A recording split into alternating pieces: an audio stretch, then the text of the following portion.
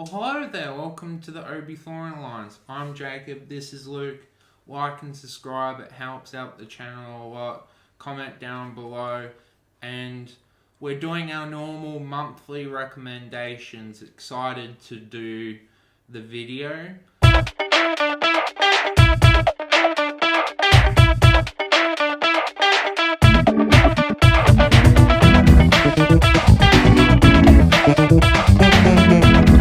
And I'll be going first to recommend a show, and the show is The Night Of.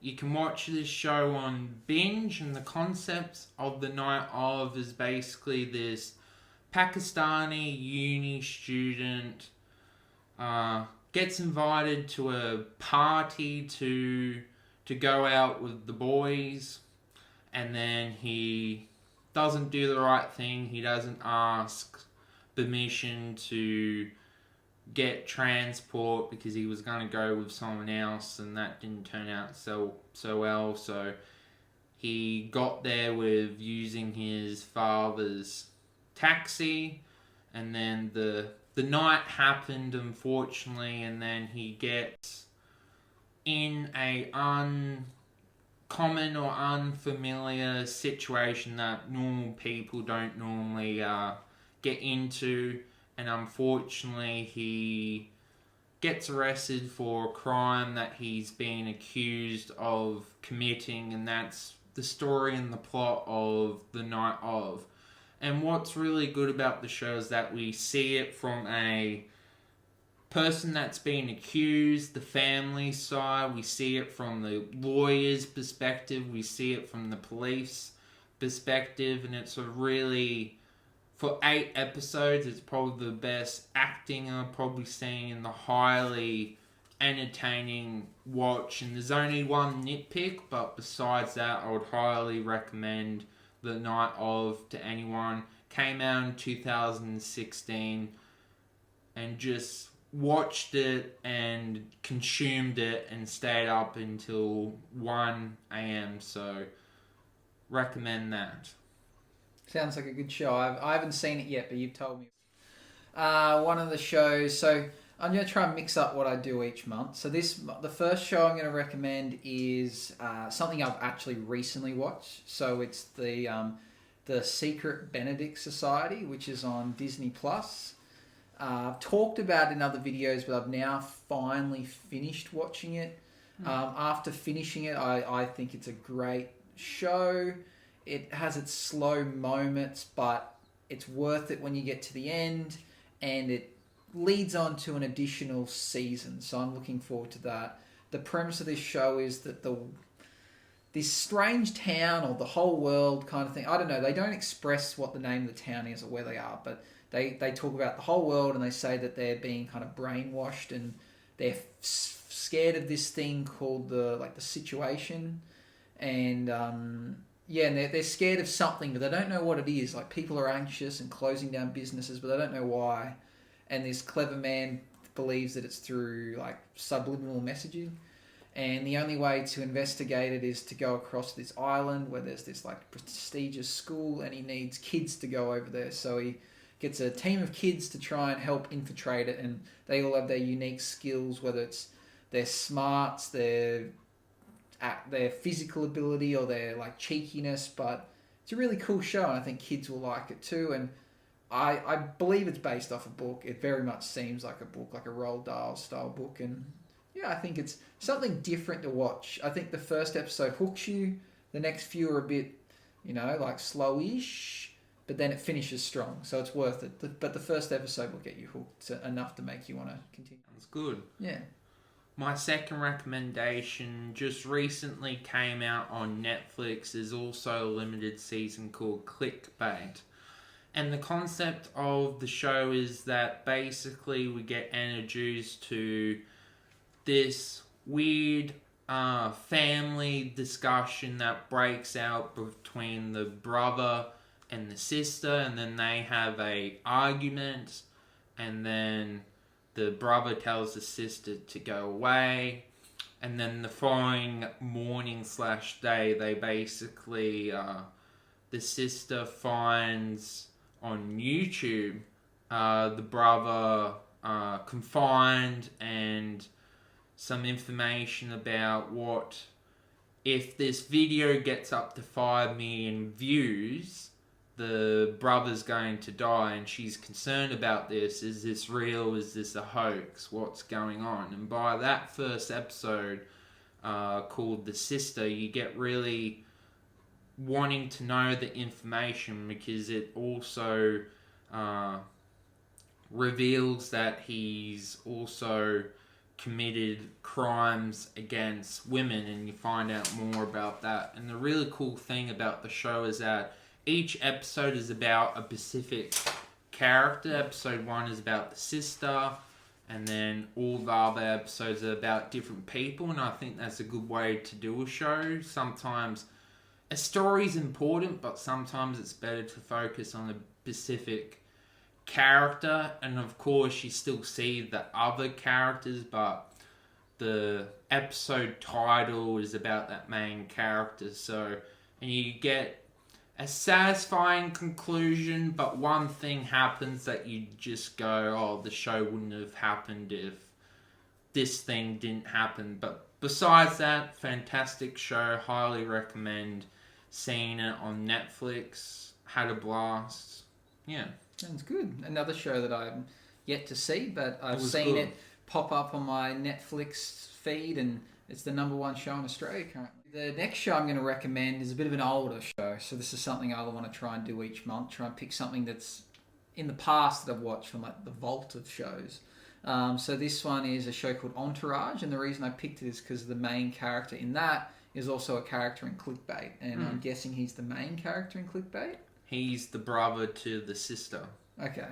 So in Entourage, it's a drama, comedy, I don't know what you'd call it. It's funny, but it's probably more drama than anything. It follows a character named Vince, who is a model / actor, and he's trying to make his way in Hollywood, and he brings his entourage of friends, his brother, his best mate, his next closest mate, and they all come along for the ride of his journey of trying to become an actor, and they all have jobs and work for him, whether it's trying to promote him, whether it's trying to get him into exclusive nightclubs, whether it's trying to get him roles in movies. They all play their part, and it's just funny, and they have this really like crazy because he's like their talent agent, and yeah, he's kind of steals the show even though he's not the main character. The show's pretty well known, famous. It's got maybe 6 seasons. They're short, like 10 episodes, some of them with 20 to 30 minute episodes. Like, it's a real quick watch. And it got a movie as well. So it's series followed by a movie. The movie's quite good too. It's written and directed by Mark Wahlberg, and he features in a few episodes too. So it's cool. It's very Mark Wahlberg-esque. Like, you can tell that he's written it. So I'm sure a lot of you probably have watched it. If not, you're looking for a new sitcom to watch.